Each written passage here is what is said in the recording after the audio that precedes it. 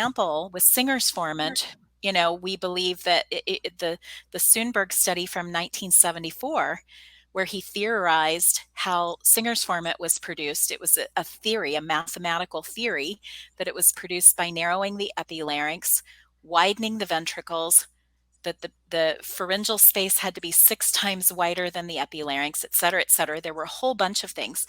A lot of studies after that only looked for one of the elements, not all the elements. And so a lot of studies after that said, yeah, we saw epilaryngeal narrowing, and so therefore there was Singer's formant, but they didn't necessarily see the pharyngeal widening that was 6 times wider, the wide ventricles, the lowered larynx, the piriforms wide.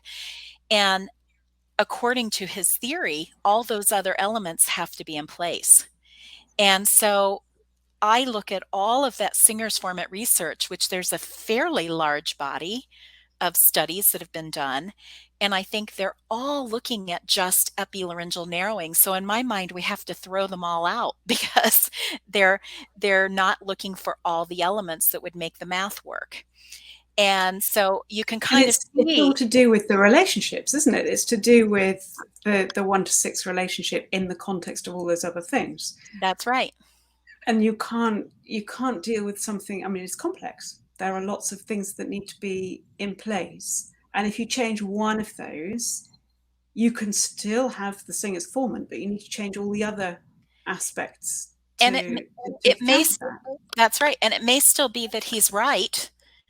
But those studies did not definitively prove that. And so,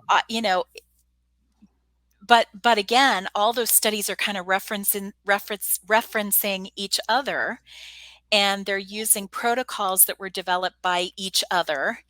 And so you can sort of see how, even though we might have overwhelming evidence, right, a stack of research articles, 30, 40 articles, that there could potentially still be an error in the entire lineup of thinking that was kind of built on these previous studies.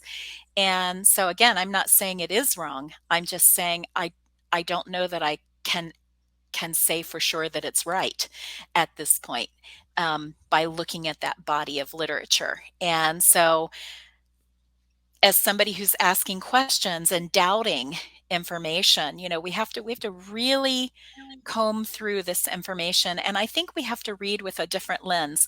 When you read with a doubting lens, it really changes how you receive information. We hope you liked this video. If you did, please subscribe and share. It helps us get a much wider reach.